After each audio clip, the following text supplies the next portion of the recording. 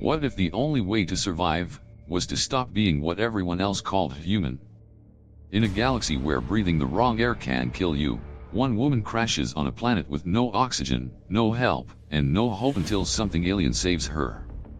But what begins as survival becomes a love story no one could predict.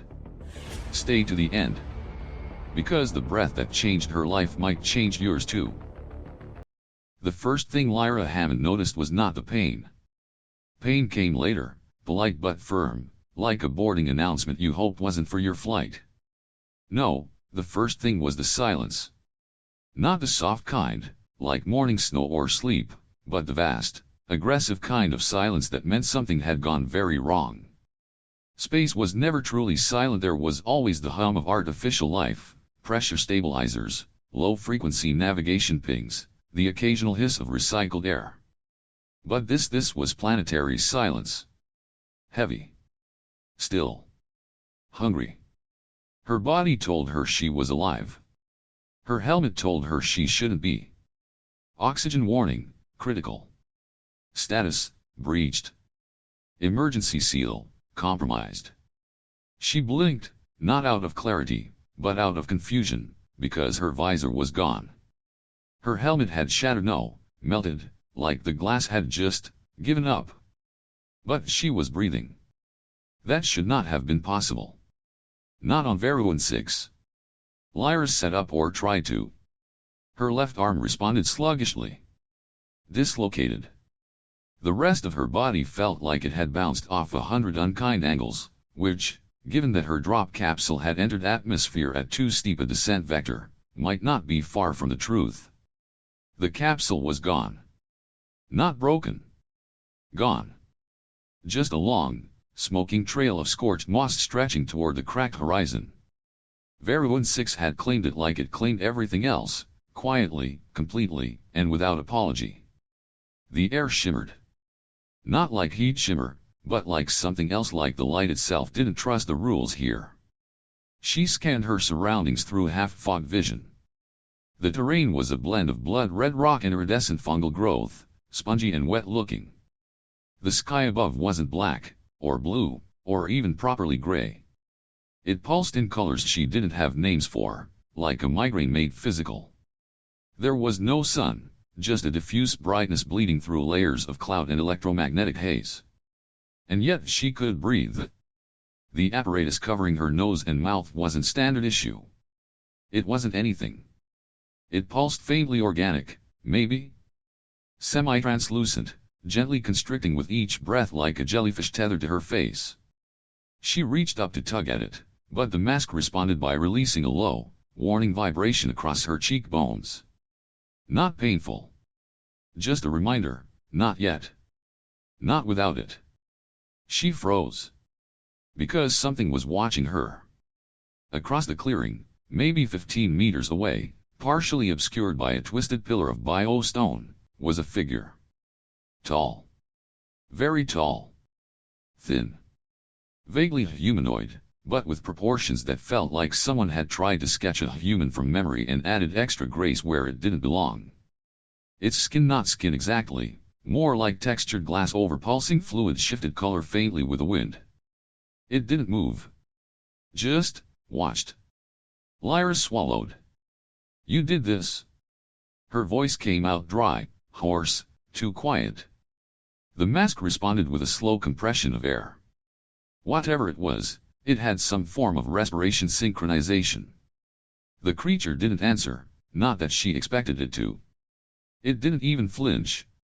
It simply turned smoothly, like a thought, and disappeared into the tree line of oversized crystalline vines that glowed faintly with internal light. Lyra lay back and stared at the not-quite sky. So. Not dead. Not rescued. Not alone. Excellent. She spent the next few hours cataloging what was left: one cracked emergency med patch, not auto-injecting, a half-destroyed translation module, scrambled with water damage, no beacon, no signal, and a body operating at maybe 60% functionality on a good day, if you didn't ask her to run. Which, considering the local wildlife tracks she saw nearby, three-toed, clawed, and significantly larger than her boot, was probably optimistic. Varroon 6 wasn't supposed to be habitable. That was why the scout team had only sent unmanned drones. Lyra had been in orbit, part of the secondary survey mission, an orbital cartographer, not a first-contact xenobiologist. And yet, here she was, breathing the impossible, under a sky that didn't obey known physics, watched by a creature that had clearly intervened to save her life, or at least prevent her death. It returned at twilight. Twilight on Varroon 6 wasn't like Earth's. There wasn't a sun to sink below the horizon, just a slow dimming, a bruising of the atmosphere, like light being bled from a wound. The creature stepped from the trees without noise. It carried something that looked like a flattened bowl made of woven crystal fibers, inside which glowed a mound of soft, mossy plant life. It placed the bowl gently in front of her, never making eye contact, though it was hard to tell where its eyes even were. Then it turned and sat several meters away, back slightly bowed, like it was waiting. Lyra stared at the bowl. "You want me to eat this?" No reply, obviously. But she was starving, and the plant smelled edible. Sweet, earthy. She took a bite. It was spongy, warm, and surprisingly rich, like if sweet potato had grown in bioluminescent soil and learned to taste good. She ate slowly. Watched him. Watched the way his shoulders moved with his breath, slow and deliberate. His skin shimmered faintly with orange and teal. Not random, she realized. Some kind of signal. "You're not just feeding me," she muttered. "You're watching how I react." Measuring. It didn't move. Didn't answer. She slept that night under a canopy of light vines that pulsed with a heartbeat rhythm. The mask stayed on her face. She wanted to remove it. Wanted to test the air. But something instinct, maybe, told her that would be a fatal experiment. The mask was a gift. Or a leash. Maybe both. In the morning, she was alone again. But the bowl had been refilled. And on the dirt near it, drawn in careful, deliberate lines, were symbols. Circles, triangles, a rising curve over a horizontal bar. Writing. Or, if not writing, then the beginning of it. Lyra stared at the symbols. Her heart raced, not from fear, but from the rush of possibility. Contact. Communication. It was the start of everything. Or the end of something else. She knelt, slow and careful, and drew her own symbol next to his, a square. Inside it, a dot. Earth. Home. She pointed at herself. Then the symbol. Human, she said. Then she pointed at the symbols he had drawn. Then at the place where he had stood. And waited. And he came back. She didn't expect him to come back. But he did. He didn't make a sound. Didn't shift a single twig or disturb a breath of wind. He was simply there, standing at the edge of the clearing again, as if he had never left. Same posture. Same odd, still gravity to his presence, like the entire ecosystem had decided to pause whenever he entered the frame. This time, though, she noticed something else. He wasn't watching her. He was watching the marks she'd drawn in the dirt. The square. The dot inside it. The crude little symbol that, by all hopes of linguistic mercy, meant home or earth, or maybe just "this is me, please don't eat me." And he was copying it. Not exactly. His version was longer, more elegant, drawn with 3 fingers instead of 1. The lines curved, stretched in ways her motor memory couldn't replicate. But the core shape was there. The dot. The square. It was impressively an attempt to echo her symbol. Communication. That was the first moment she realized this wasn't an animal. This wasn't a monster. This was someone. He knelt beside the marks, not close enough to touch her, not that she thought he would, and used the tip of one long finger to add a second symbol next to his copy.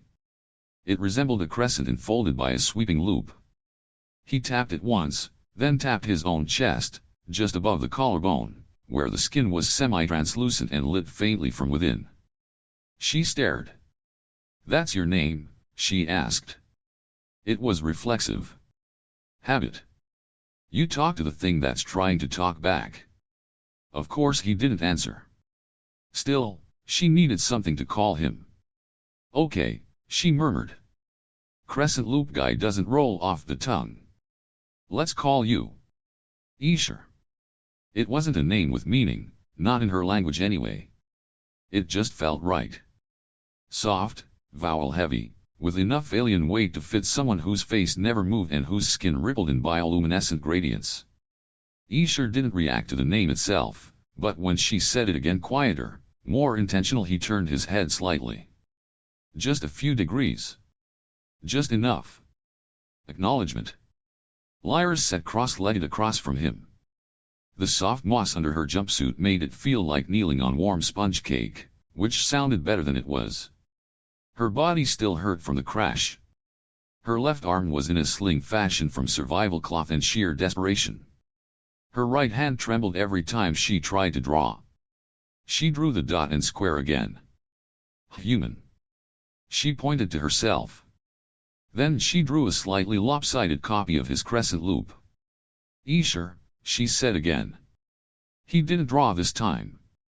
He just leaned forward slightly and pointed at the crescent loop with 2 fingers. Then he pressed them again against his chest. So, okay. That was settled.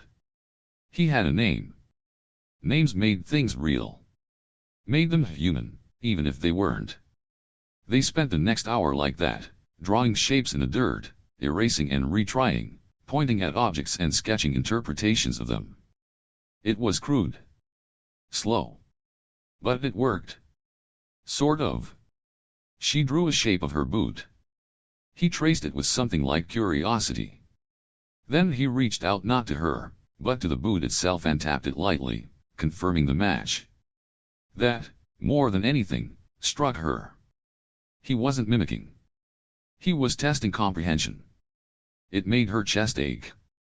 The moment broke when Eshar stood and walked away, vanishing into the crystalline woods with the same impossible silence. She didn't try to follow. She wouldn't have been able to even if she wanted to. The planet had no shortage of hazards, and she was still operating at half capacity. And anyway, she had food now. He'd left the moss bowl again. Fresh. Warm. She ate. The taste was stranger this time. Not because the food had changed, but because now it came with context. This wasn't an offering from a wild being acting on instinct. This was a deliberate act. Someone had prepared it for her. Someone had watched her eat, gauged what she could process, and brought more. The food was communication, too. That night, she slept closer to the vine lights. They glowed faintly in time with something rhythmic like a pulse. It reminded her of oxygen monitors, of vital signs, of life coded into blinking LED bars on a medical console. Except this was older, slower, less frantic. Nature's way of breathing. And through it all, the mask remained. She'd tried, early on, to remove it once. Just to see what would happen. The result had been an instant wave of vertigo and a smell so sharp and acidic it scorched her throat. The air wasn't just unbreathable, it was hostile. She passed out in 12 seconds. When she woke up, the mask was back on, and her lungs ached like she'd swallowed fire. She never tried again. It was clear now that the mask was alien tech. Part mechanical, part biological. A hybrid, like a living filter. It pulsated against her skin, adjusted automatically to her breath rate, and seemed to recharge using ambient energy. She'd scanned it with her medical scanner what little battery it had left and gotten zero data. The system couldn't even recognize it as a material object. And it wasn't hers. It was his. That realization returned each morning like sunrise, quiet, certain, and impossible to ignore. He came again the next day. And the next. Every visit brought new symbols. A growing lexicon of shared signs and gestures. Some were guesses. Others were confirmed with objects: rock, water, leaf, sky. Then came abstract ideas: safe, hurt, sleep. Lyra drew a stick figure lying on the ground with a frown. He tapped it, then mimicked the pose, slumped dramatically, which made her laugh for the first time since the crash. It surprised her. Even more surprising, Eshar tilted his head, then mimicked her laughter, not sound, but motion. A ripple across his torso. A flicker of color. Humor, maybe. Recognition. That's when the barrier truly cracked. Over the next days, she learned he didn't eat the same food she did. His nourishment came from a kind of photosynthetic organ along his spine, exposed like ridged coral. During daylight, if that term even applied, he would kneel in the open and simply absorb energy from the filtered sunlight. He communicated by skin modulation, like pulses, color shifts, faint muscular tremors. He never touched her. Not once. She wasn't sure if it was a cultural boundary or a biological one. Maybe both. But she respected it. Instead, they touched through symbol. Through shared breath and understanding. Through the daily ritual of sitting opposite one another, exchanging news signs, sketching stories into soil. One afternoon, she drew the earth. Not accurately, just a circle with swirls. Blue. Green. Then a tiny person beside it, arms reaching upward. She tapped it twice. Eshar watched. Then, slowly, he drew his own world. It was more intricate. He used the end of a bioluminescent vine, letting it drag glowing trails across the dirt. The shapes weren't planetary, but organic. He drew what looked like a forest if trees had nerves and flowers had eyes. He drew figures like himself. Dozens of them. All clustered. Then, he crossed most of them out. Lyra looked at him. At the way his posture dimmed, like his whole frame sagged inward. Gone? She asked. Eshar didn't move. She tapped the crossed-out figures. Dead. This time, his colors shifted sharply. A sudden burst of white. Then black. Then nothing. The clearing dimmed. She didn't press. When he left that day, he left slowly. That night, she didn't sleep well. Not because of the cold or the pain, those had become familiar, but because of the silence he'd left behind. It echoed. In the morning, she found something beside the food bowl. It was a stone. Flat. Heavy. Polished. And carved on its face was a single mark, her symbol. The dot inside the square. She held it for a long time. Said nothing. Just breathed. And for the first time, the mask didn't feel foreign. It felt like a gift. Language, Lyra decided, was overrated. Or rather, words were. Spoken language was useful, efficient, full of nuance.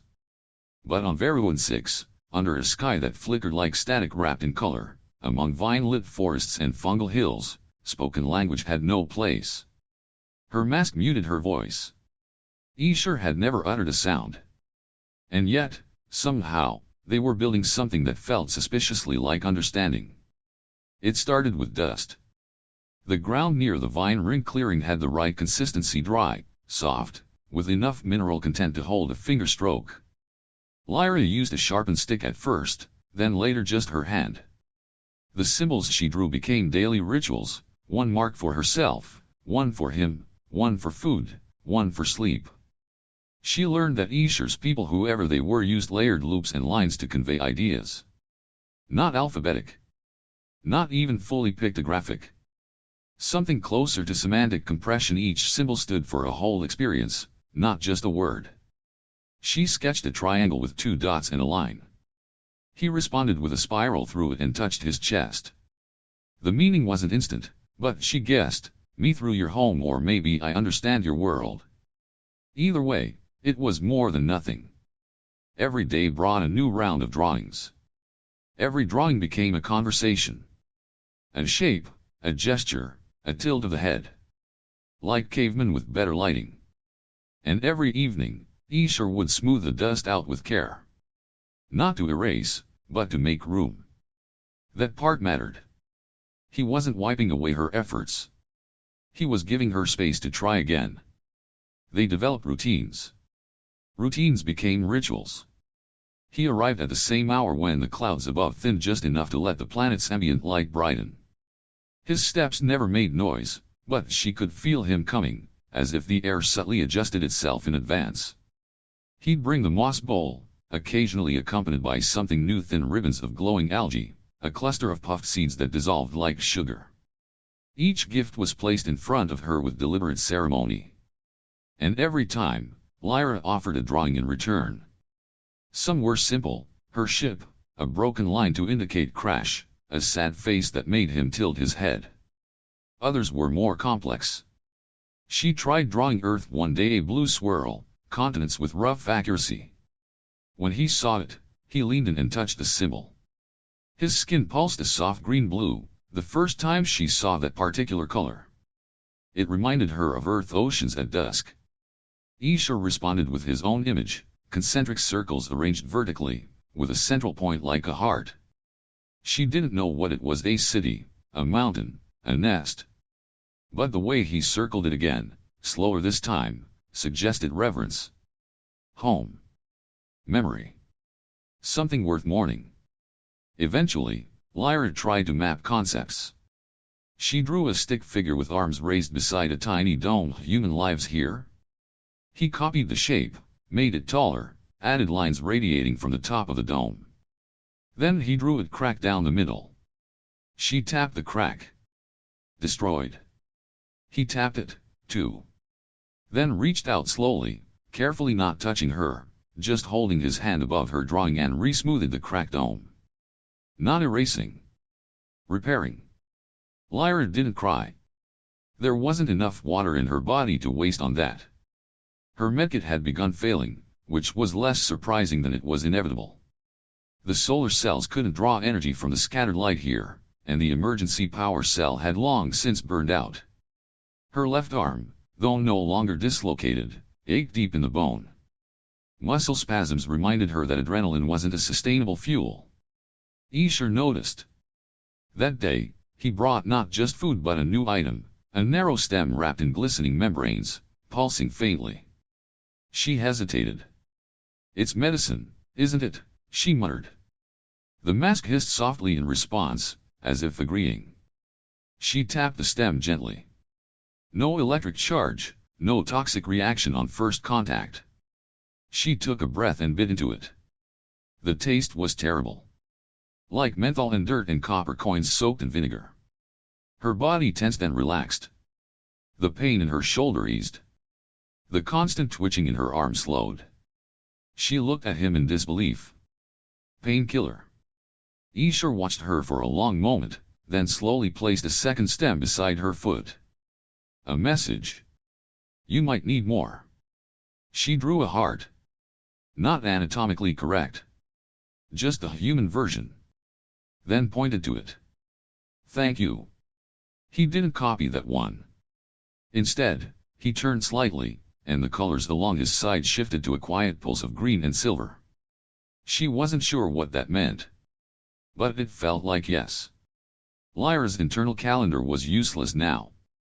She marked time by the growth of vines, the patterns of light in the sky, and how often she ran out of food before he brought more. By her best guess, she'd been on Veruan 6 for just over 3 weeks. Long enough to form habits. Long enough for old fears to dull into background noise. She should have been terrified still. Any moment, the planet could decide it was done humoring her survival. The mask could fail. Eshar could vanish. A predator could emerge from the mist and end her with one swipe of an acid-lined claw. But none of those happened. Instead, she found herself drawing more often. Longer. With purpose. One afternoon she used a vine to create color: blue lines for water, green for growth, yellow for the light that filtered through cloud layers. Eshar watched her work like a curious student. Not interrupting. Just absorbing. That day, she dared to draw 2 figures. One tall. One short. Both under a canopy of stars. She pointed at herself. At him. Then at the drawing. Together, she whispered, She didn't know if he could hear it through the mask. Didn't know if it mattered. Eshar didn't respond at first. Then he reached out with one long finger and drew a third shape, a circle enclosing both figures.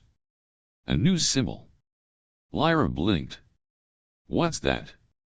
Eshar pointed at the circle, then at his chest, then hesitating at hers. Then he did something that made her heart freeze. He touched her mask. Just once. A single fingertip, resting lightly where the filter met her cheek. Then he pulled back. The touch was brief. Almost reverent.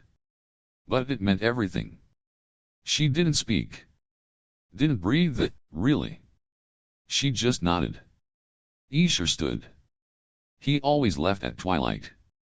But tonight, before he did, he turned back one last time. The lights along his shoulders glowed soft violet and gold. A new color she hadn't seen before. That night, she didn't dream of Earth. She dreamed of circles. The first time Lyra followed him, she didn't plan it. It wasn't a calculated decision. She didn't gear up or run diagnostics or rehearse an exit protocol. She just saw Eshar moving through the tree line at twilight, slower than usual, his light dimmer than normal, and she got up and walked after him. Her joints protested. Her legs hadn't fully recovered from the impact weeks ago. But her boots held together, and the pain was within tolerable parameters. Besides, curiosity had grown too large to contain.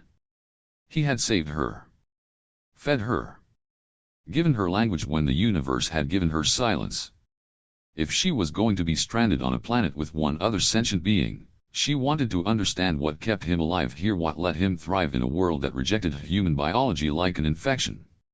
He didn't seem surprised when she caught up to him. Didn't accelerate, didn't flee. He simply turned his head slightly, acknowledged her presence, and kept walking. She took that as permission. Probably. Hopefully.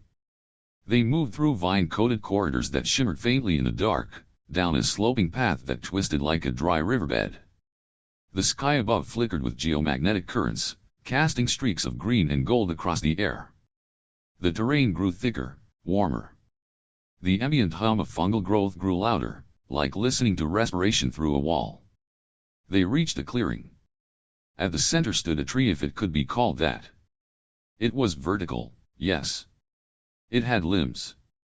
But its bark was porous and soft, glowing from within, like molten coral. Its crown didn't spread leaves but tendrils of translucent filaments, gently waving as if moved by water. The entire tree pulsed, not rhythmically but organically, like it was inhaling. Eshar approached it without hesitation. He placed both hands on the trunk. The light within the bark brightened slightly. Not much, just enough to respond. Lyra stayed at a distance, because instincts were a universal language, and this moment clearly wasn't about her. Then he turned. Gestured. She stepped closer. The heat was the first thing she noticed. Not heat like a campfire or a sun lamp, but a deep, radiating warmth, the kind that settled in your bones and convinced you that whatever this thing was, it was alive in a way more primal than biology. The mask on her face clicked faintly, as if recalibrating. She reached out and touched it. And the tree responded. It didn't pulse or vibrate or emit noise. It simply acknowledged her. That was the only word she could find. Like being noticed by something vast but gentle. Her pulse slowed.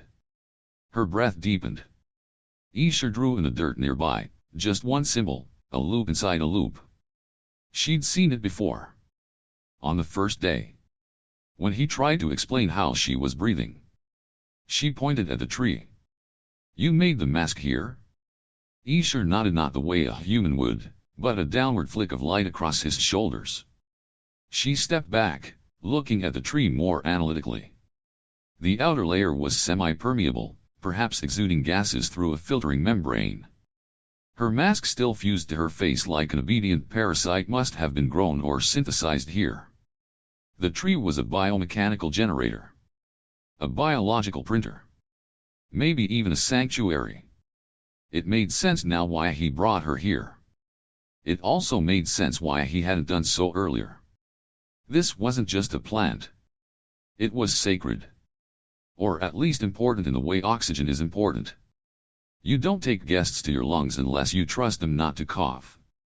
Eshar knelt at the base of the tree and began manipulating the soil. He dug carefully, methodically, pulling away strands of root-like structures and exposing a pod about the size of her fist. It glowed faintly. He held it out to her. She didn't move. Is that another mask? No response. Not directly. He pressed the pod against his own chest. It adhered for a moment. Then fell away, spent. Ah! It was a recharge node. He offered it again. She took it this time and pressed it gently against the right side of her jaw, where the mask had started to tighten from overuse. The pod pulsed. Warm. There was a faint hiss. Her breath came easier. The mask flexed once and then relaxed. The relief was immediate. She hadn't realized how much effort breathing had taken. How every inhalation had become a micro-negotiation with biology not built for her. This treatise life form was doing the hard work. Filtering. Adjusting.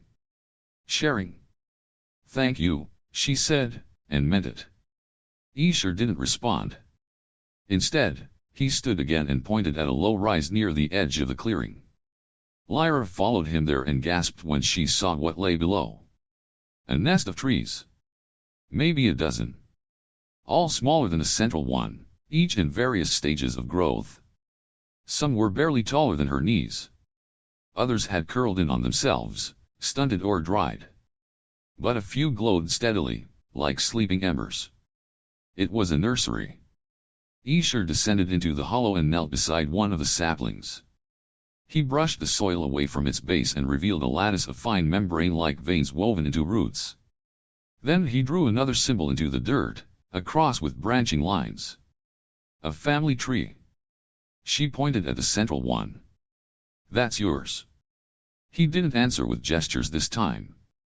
He just looked at it. And she understood. It had been his. Maybe not built by him, but tended, cared for. Inherited. Or stolen. Or left behind. Either way, it was his now. A breeze moved through the clearing, warm and scented with resin and ozone. The sky above shifted again, clouds folding open to reveal a cluster of distant stars. Lyra sat beside the sapling, not too close, not threatening.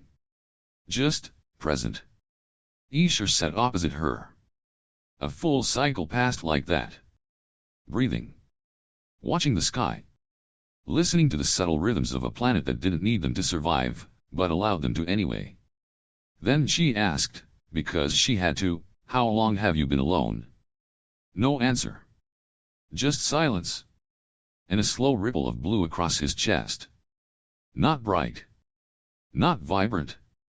Just, enduring. They returned to camp without speaking. There wasn't much else to say. Not without words. That night, as she lay beneath a canopy of flickering vines, Lyra thought about the tree. The warmth. The breath. The way the air had changed when they were together, like their rhythms had started to synchronize without effort. The mask pulsed against her face again. Calibrating. Not just to oxygen levels but to her. To them. Something had shifted. She wasn't just surviving now. She was beginning to belong. She dreamed of Earth. Not the real one. Not the Earth she'd left, worn down by time and bureaucratic rot, where cities floated and oceans were filtered twice before being called safe. No, this was the Earth of memory, the one she'd constructed from fragments. Warm dirt. Trees with actual leaves. Dogs barking 3 blocks away. The taste of chocolate she hadn't eaten in 10 years but still remembered on her tongue. And in the middle of it, standing impossibly still beneath the blooming cherry tree, was Eshar. Not some dream metaphor version of him, either. It was him. Exact. Tall. Quiet. Luminous along his shoulders. He didn't speak, but he didn't need to. In the dream, she understood him perfectly. He touched her wrist. And in that touch, she felt not skin or temperature or texture but emotion. Uncertainty. Relief. A question without words, "Are you still here?" She woke before she could answer. The mask hissed faintly as she stirred. It had adjusted again, aligning itself with her sleep respiration. That had started 3 days ago. Previously, the system seemed to function at a baseline level, enough to keep her from suffocating, but no more. Now, though, it adapted. It timed itself with her breaths. Regulated her temperature.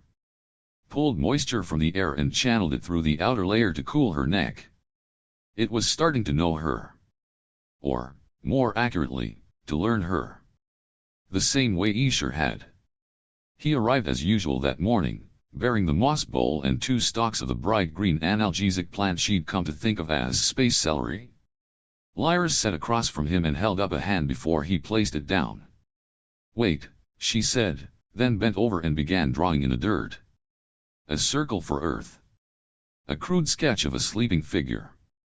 Then the same crude stick Eshar she'd drawn 2 chapters ago, only this time, he was standing on Earth. She pointed to the whole image. Then tapped her temple. "A dream," she said aloud. Eshar tilted his head. Slowly. She added another symbol, a crescent moon over the figure's head. Then she drew a thought bubble around the entire scene, her best approximation of dream. Eshar leaned forward and traced the image. Not copying. Contemplating. His fingers glowed faintly where they moved. Then, without looking at her, he extended one arm toward her slowly, cautiously, and held out a curled vine. It was warm, pulsing faintly. She took it. When their fingers brushed, something surged. Not a spark. Not electricity. Just a pressure in her skull, like stepping into a room you didn't know existed inside your own mind. For a split second, she felt presence. Awareness beyond herself. Alien, but focused. Not invasive. Curious. She let go instinctively. "Was that you?" she whispered, even though she knew the question wouldn't get an answer. Eshar withdrew his arm slowly. His skin pulsed once, then returned to neutral blue. She'd felt something, though. Not touch. Not heat. Not pain. Memory. And for a species without vocal cords, that might have been their equivalent of a whisper. The next night, she dreamed again. Not of Earth this time. Of here. She stood in the forest where the trees breathed. The wind was thick with color and scent. And she saw herself watching from a distance as Eshar guided her through a series of symbols carved into the bark of the sacred tree. Except in the dream, they glowed with motion, spiraling around her, each one carrying weight, history. They weren't just words. They were feelings. One symbol flared brightest. A looping curve intersected by 2 opposing lines. She touched it in a dream and heard her own voice say, "Trust." When she awoke, she drew it immediately in the dirt, just to prove it had existed. Eshar saw it hours later and paused mid-step. He didn't speak. Of course not. But he knelt beside the symbol. And drew it again. Exactly. She stared at him. "You dreamed that too, didn't you?" A ripple of violet crossed his shoulders. Then green. She was starting to think of his colors the way people thought of facial expressions, shades of emotion. Violet was interest. Green was comfort. Yellow meant uncertainty. Red, she'd only seen once, and it had been the day he showed her the saplings buried near the main tree. Red meant loss. He stayed longer that day. They didn't draw much. Just sat near one another, the way old friends do when words are more effort than silence. She watched him stretch, his spine lengthening as the biolight along his back gathered sun-like energy. His kind didn't eat the way she did. Didn't sleep the same, either. And now she suspected they didn't dream alone. That night, she prepared deliberately. She used the last working module of her field monitor to track her sleep cycle. synced it with the mask. Set a weak neural resonance pulse, the sort usually used for assisted dreaming during long voyage hibernation. She hadn't used the system in years. This time, it clicked. Like the mask knew exactly what she was doing and helped. Sleep came fast. And then, clarity. She was back in the clearing. Eshar stood beside her. But not the real one, not flesh and motion. This version glowed from the inside, like memory given shape. He showed her things. Not pictures. Not words. But sensations. The taste of warmth. The shape of grief. The long silence of being the last of your kind in a place you couldn't leave because you were the place. She tried to send back something. Anything. She pictured her childhood dog, the sound of rainfall on corrugated metal, the exact flavor of powdered hot chocolate from her academy dorm days. She didn't know if it reached him. But she wanted him to know. When she awoke, her hand was outstretched, fingers twitching gently. Eshar was already there, seated across from her, drawing a symbol in the dirt she'd never seen before. She pointed. "What is that?" He didn't answer. Just tapped it once. Then tapped her chest. Then his own. Then the mask. Then the sky. 4 points. Connection. Sharing. Breath. Beyond. Or maybe, I was there too. It rained that night. The first time since she'd arrived. The drops were large, heavy, slow, almost gel-like. They struck the trees and vines and bounced in near silence. She stood in the rain, arms out, eyes closed. The mask didn't filter it. It let the moisture hit her face, then whisked it away before it pooled. It trusted the rain. Or trusted him. And that made her trust it too. Eshar stood beside her, bathed in a glow of bio-rain and forest light. His chest rose and fell slowly. His arm drifted near hers, never touching, but close enough for heat. And for the first time, Lyra didn't feel like she was wearing the wrong skin on the wrong planet. She just felt like she was breathing with someone who understood. It started with a tremor. Not in the ground, but in the air. A low-frequency pulse that hummed beneath the bones, like the moment before a structure collapses or a bomb goes off, except it didn't come from outside. It came from above. Lyra was the first to feel it, not because she had better senses, but because her mask shifted. It constricted faintly around her temples, like a nervous system tightening in response to bad data. Then it released. Then constricted again. She opened her eyes to a sky that wasn't just flickering anymore. It was blinking. The usual shimmer, those familiar auroral patterns that danced like chemical ghosts across the clouds, were gone. In their place were dense streaks of magnetic scarring, purple-black rips across the atmosphere. Lightning rolled through them with no thunder. Silent. Fast. Like nerves firing in a dead brain. Not good, she said aloud, mostly for herself. Eshar was already on his feet. He'd been in the middle of tracing a new symbol, something looping and double-layered, which she now might never learn the meaning of. But as soon as the sky changed, he stood, skin darkening along his arms and back. Defensive posture. Maybe even fear. It was hard to tell. She hadn't seen him afraid before. She followed him without question. The clearing transformed in under an hour. The once steady humidity dropped sharply, replaced by cold winds that smelled faintly of metal. The vines curled inward. Trees that usually pulsed with warm internal light began to flicker, erratic, unstable. Like power grids in a blackout. The sacred tree, the biomechanical heart of the mask system, shivered. Lyra hadn't known trees could shiver. But this one did. Its filaments withdrew, pulling tight into the bark, its glow dimming until it looked more like petrified resin than living light. Eshar knelt beside it, both palms pressed against the trunk. "Is it dying?" Lyra asked. He didn't answer. She stepped closer and touched his shoulder. He flinched. Not violently. Not in pain. but like someone who's been holding everything together for too long and just lost grip for half a second. Then, slowly, he turned. His eyes, if they were eyes, glowed dull silver. He tapped her mask. Then the tree. Then drew a single line in the dirt. Downward. Decline.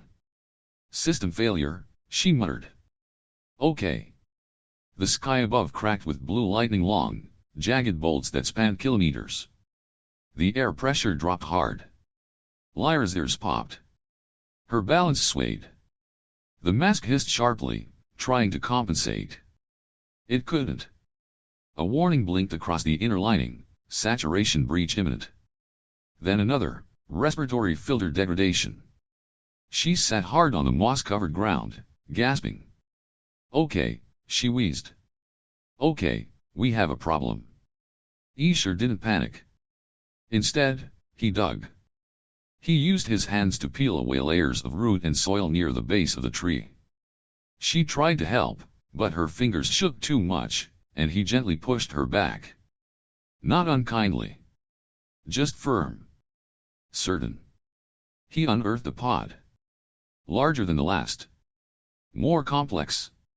It pulsed red. He held it to the tree first, letting the fibers interface, confirm compatibility. The tree accepted it. Then he brought it to her. She stared. You want me to what?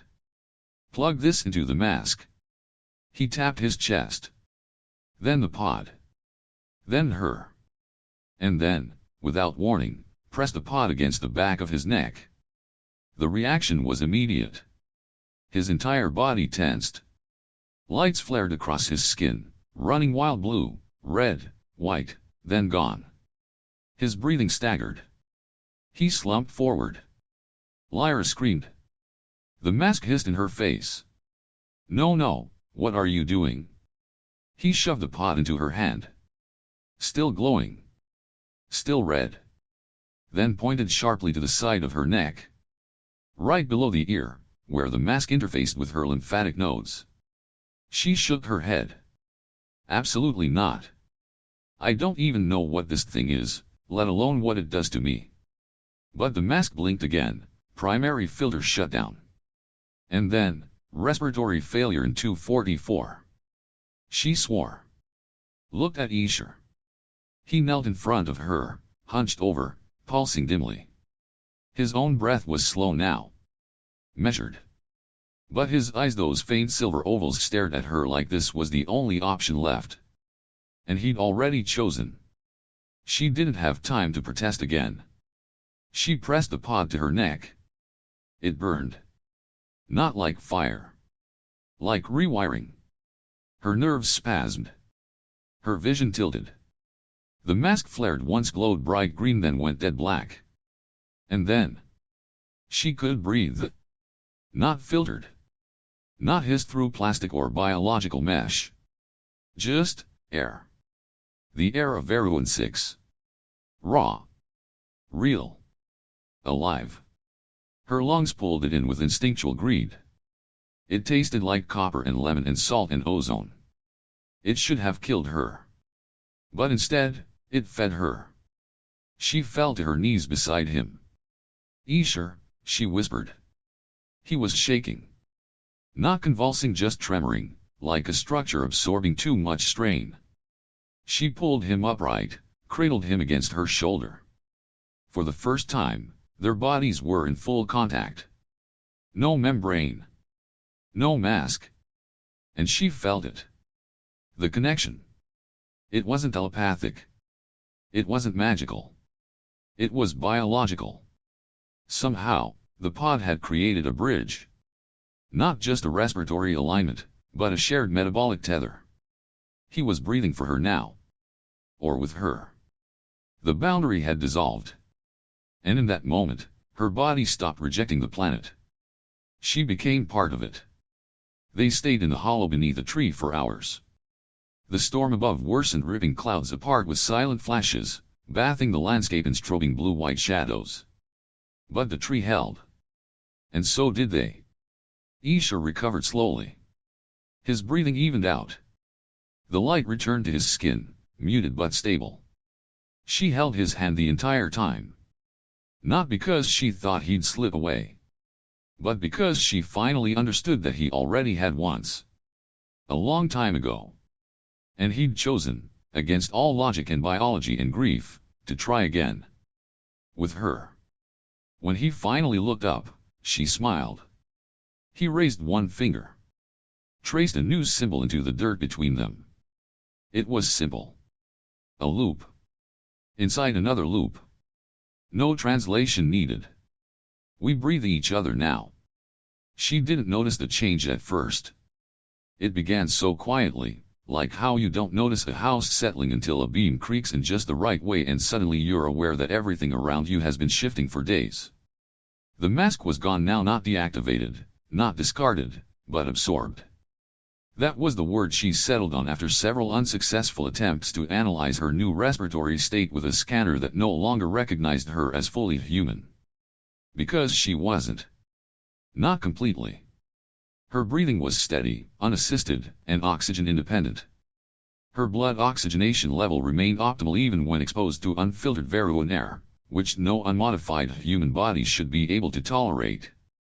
The pod Eshar had given her, more accurately, the pod he had linked to her, had rewritten something in her body.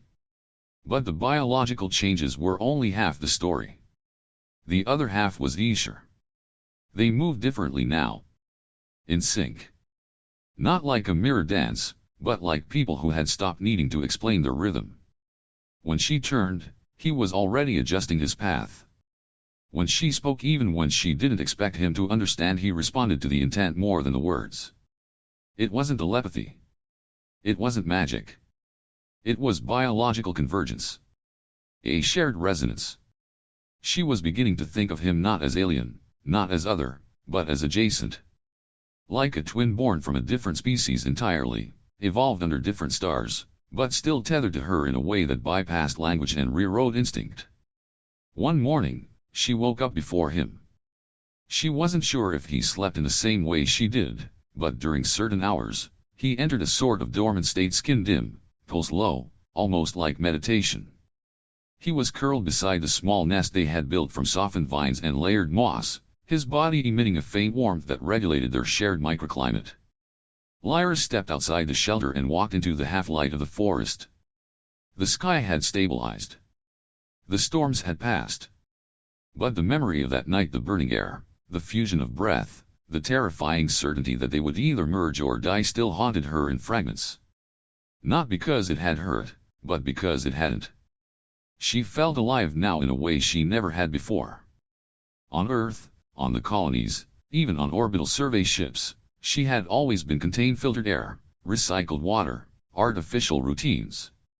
Her life had been calculated. Here, she was integrated. Every inhale felt like it belonged. But integration came with consequences. When she looked at her reflection in the pool, an oddly still basin near the base of the sacred tree, she saw them. The first signs. Small bioluminescent threads running from the corners of her neck into her collarbone, like glowing capillaries. They pulsed with a rhythm that didn't match her heartbeat. She touched them. They were warm. Responsive. Living. Part of her now. Not an infection. Not a graft. An evolution. She didn't panic. She should have, probably. The Lyra Hammond of 6 weeks ago would have triggered every med alert in her kit and locked herself into a sterile pod for quarantine. But that woman had suffocated in a broken suit under a hostile sky. The one standing here now was breathing. And more importantly, choosing. Later that day, Eshar showed her a place she hadn't seen before. Not a forest. Not a hollow. A field. Wide. Open. Exposed to the sky in a way that made her reflexively scan for shelter. Old habits. But there was no threat here. The vines were low to the ground. The soil was soft and patterned with strange, circular depressions. She knelt and touched one. It was smooth. Worn. These were dwellings, she said softly. A settlement. Eshar didn't respond verbally. But he walked to the center of the field and stood there, arms slightly apart, as if placing himself in the middle of something larger. A history. A home. Lyra joined him. "They live here," she said. "Your people. Before the storms. Before the tree was all that was left." Eshar turned toward her. His eyes glinted not silver now, but something darker. Reflective. She reached for his hand. He let her take it.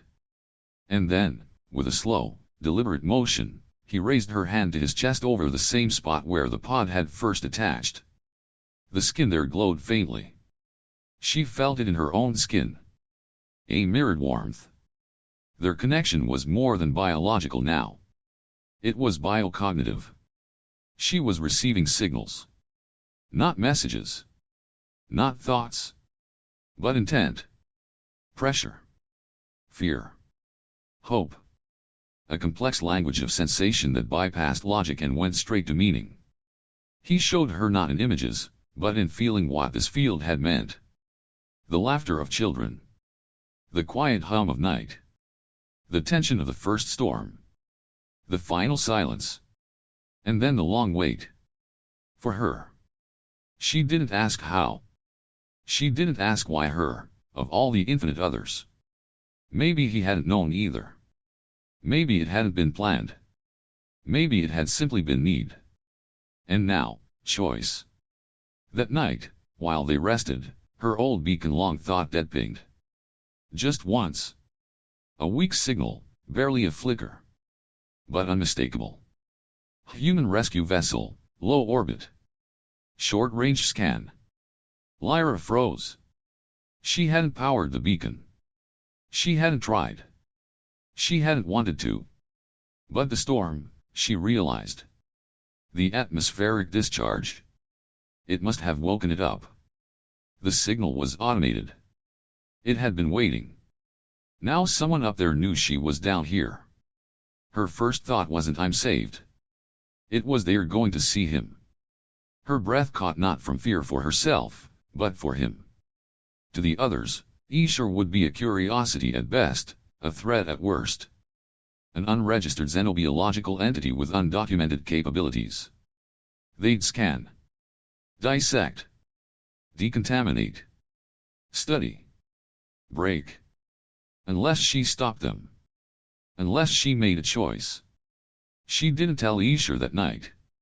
He slept, or seemed to.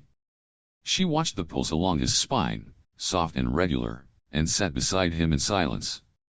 In her hand, she held a signal module. One button would respond. One flicker would trigger the beacon to full power. They'd come for her within hours. With suits. With weapons. With questions. And no understanding. She looked at the module. Then at her hands. Faint veins of bioluminescence now traced her palms. She pressed her fingers together and saw light pulse through them. She wasn't just on this planet now. She was of it. And with that realization came the answer. She pressed the module flat against the moss-covered floor. And crushed it. She didn't tell him she'd destroyed the beacon. Not because she was hiding it. Not because she was afraid of how he would react. But because she didn't know how to say it in their shared language, not the symbols in the dirt or the colors across his skin, but the deeper, resonance-based understanding they'd built between them. What she had done wasn't a statement. It was a severance. There were no symbols for "I ended a part of myself so the part that includes you could live." So instead, she built. Eshar watched her work. At first, with a kind of polite confusion.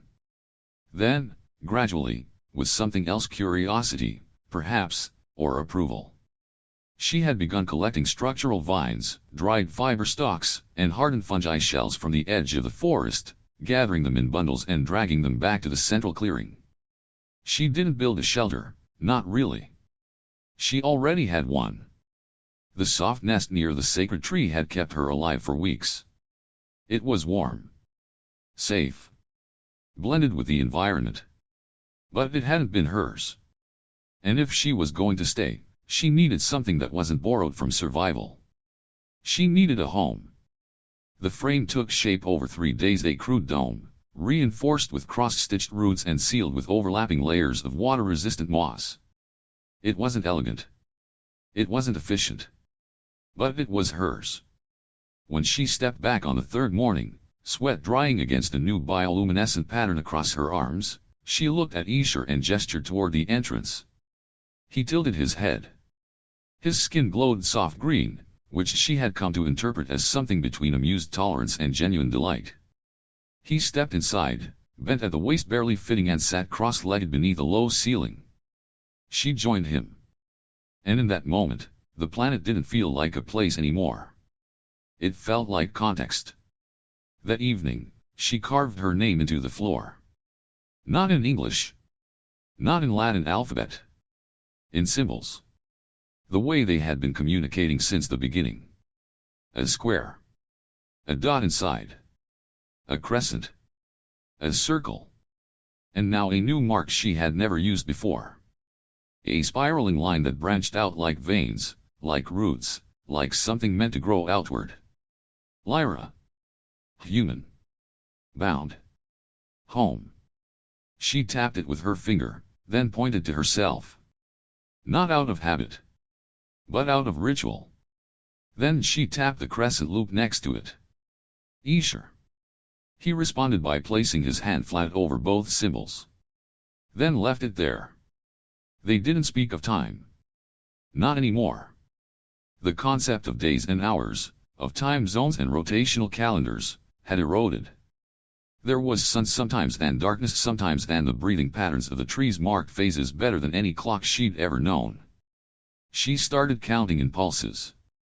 Not heartbeats, those, too, were changing, but the cycles of their breathing, which had grown increasingly synchronized. At rest, their bodies inhaled and exhaled as one. Even their body temperatures fluctuated in tandem. The neural tether created by the pod had gone beyond biochemical. It was behavioral now. She wondered what that meant. Not for Eshar, this had been his world all along, but for her. She wasn't homesick anymore. That was the strange part. Back on the cauldron, the idea of being stranded had been her greatest fear. A no-return scenario. She had trained for it. Had escape plans. Emergency sequences. She'd carried 3 ways to kill herself quickly if the environment became too hostile. Now, she carried none of those things. Because now, she didn't want to leave. And yet, not wanting to leave wasn't the same as knowing how to stay. Because staying meant redefining everything she'd thought made her who she was. She was still human. But that word was stretching. Her skin had changed. Subtly, but undeniably. The glow had spread. Faint filaments beneath the surface. Her pupils now responded to light differently, adjusting faster, reflecting more. Her sleep cycle had altered. She no longer dreamed the same way. When she closed her eyes now, she didn't drift into unconsciousness. She drifted into presence. Into him. Eshar didn't enter her thoughts. He didn't invade. But he remained. A background rhythm she could always feel, like how you can always sense gravity even when you're not thinking about it. And it wasn't terrifying. It was comforting. Like waking up in a room you didn't remember falling asleep in, but realizing you were warm, safe, and exactly where you needed to be. One day, she asked him. Or tried to. She drew the symbol for choice. Then pointed at herself. Then at the planet. Then back at herself. Me here. Because I chose. He responded by drawing a spiral with no center. Then touched the ground. Then her chest. Then his. It took her a moment. But she got it. There is no center anymore. You are already part of this. The next morning, she didn't wait for him to arrive. She walked to the sacred tree alone. It didn't reject her. Didn't dim or shiver.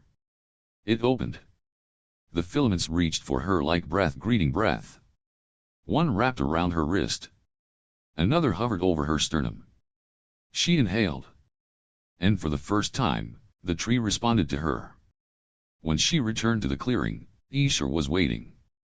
He stood beside the dome she had built, but he didn't enter. Instead, he drew one word. A symbol she had seen him use only once before on the day she almost died. A loop inside a loop, touched at both ends by mirrored lines. She didn't know the direct translation, but she knew what it meant. You stayed. She stepped toward him, placed her hand against his, and said, with all the breath she had left, "Yes. I did." It happened 3 days after she stopped marking time. She'd been collecting spore shells near the edge of the water terrace, a layered wetland ringed by fungus trees that crackled softly when touched when the sky changed. Not the way it had during the storm weeks ago, when energy surged in silent pulses and clouds peeled apart like wound tissue. No, this change was different. This one was linear. Geometric. Artificial. She spotted it instantly.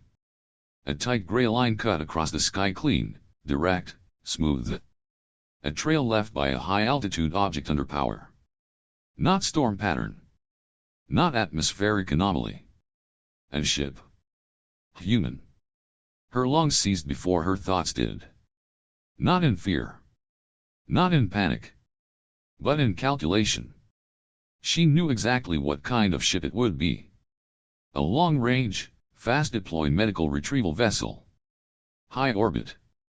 Sent to respond to the ping her broken beacon had pulsed once, briefly, before she destroyed it. They'd tracked it anyway. She cursed not loudly, not theatrically but efficiently, under her breath.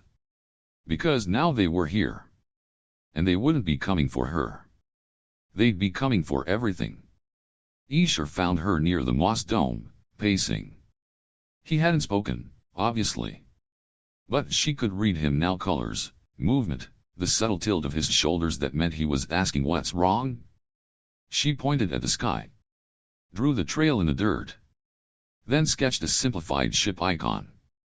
A triangle with legs. A circle beneath it. He didn't react right away. Then, slowly, he drew a symbol she didn't recognize.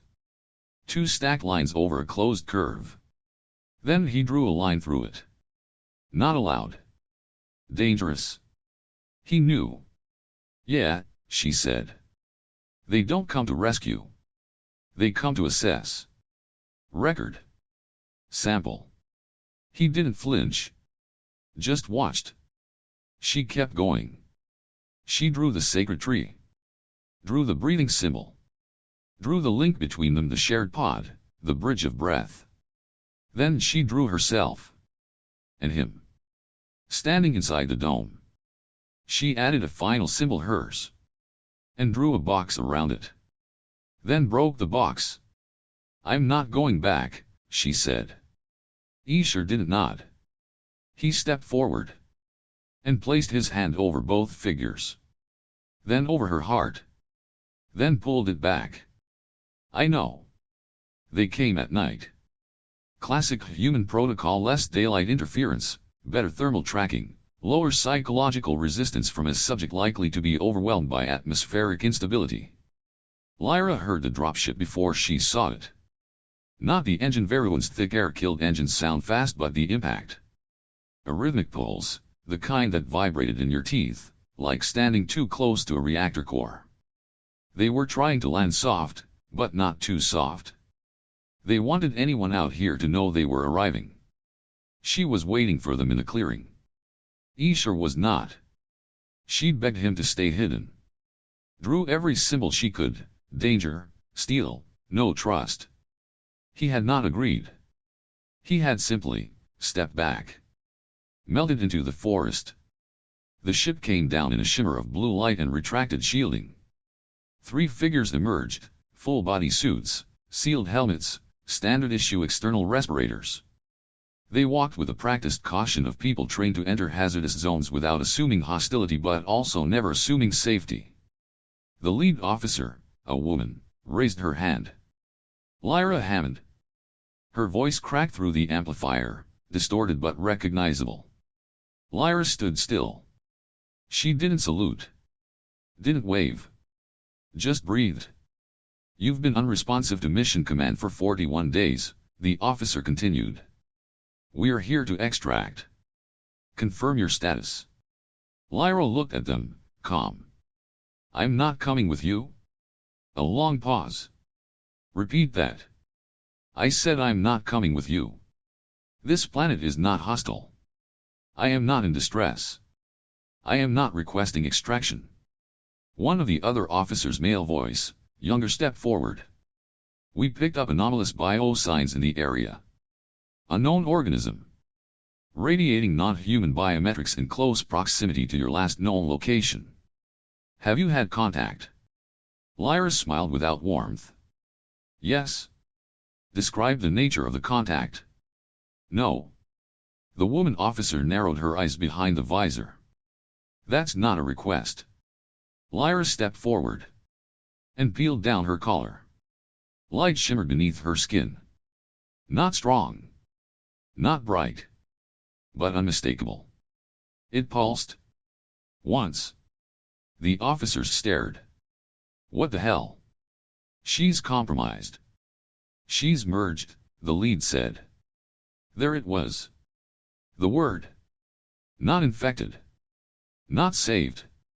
Not evolved. Merged. As if she were a system interface. A corrupted file. A field specimen that needed classification. Your vitals are off human standard, the woman said, tone colder now. You're carrying an unknown pathogen or symbiote. Under protocol. Under protocol, Lyra interrupted, you're required to obtain consent unless I present a clear and present threat to your safety. I don't. You landed on my invitation signal. That signal is no longer active. You have no jurisdiction here. A pause. Then a new voice entered the conversation. From the woods. I suggest you leave. The officers spun, hands on weapons. Eshar stood in full view now. Not hiding. Not lunging. Just present. And in his presence, the air shifted. The ship's scanners pinged wildly unregistered biometrics, undefined radiation pattern, no match in galactic xenological databases. A new life form. The younger officer raised a weapon. Lyra stepped between them. Don't. The woman didn't lower her rifle. He's not hostile, Lyra said. He's not your problem. He's mine. No, the woman said, voice tight. He's the galactic priority asset. And that was when Lyra knew they weren't going to listen. So she made them. She reached for Eshar's hand. And in full view of the officers, let her skin touch his fully, deliberately. A cascade of light raced across both their bodies. Her breath synced with his. And the air between them changed. Not metaphorically. The air changed. The sensors on the officers' suits began chirping warnings. Atmospheric composition altered. Oxygen saturation, non-standard. Unknown resonance signature, expanding. They stepped back, quickly. Lyra raised her hand, steady. You wanted to know if I've been compromised? The answer is yes. By something better than you. By a world that didn't need me but let me live. I'm not yours anymore. She pointed behind them. Get off my planet. They left. Not because they agreed. But because they couldn't stay. The air around the sacred tree had become incompatible with their respirators. The resonance field, whatever Eshar's species had once called it, now pulsed in human frequencies too. And Lyra was the transmitter. A hybrid signature. Not quarantinable. Not explainable. Just, new. Hours later, under a sky that no longer blinked with ship trails, Lyra stood in a clearing with Eshar. You knew they would come. He didn't answer with symbols. He just touched her shoulder. Then pointed to the sky. Then to her chest. Then to his. Then to the earth. A loop. A pulse. A breath. I chose to breathe, she said. And for the first time. He spoke back. Not in words. Not even in voice. But in her own breath. A soft, resonant echo. We breathe now. Together. Lyra Hammond woke to the sound of nothing, and that meant everything. No whirring of systems checking oxygen balance. No blips of telemetry. No suits humming on standby. No humans pacing just outside her consciousness with protocols in hand and weapons slung too close to medical packs. Just quiet. Deep, living quiet.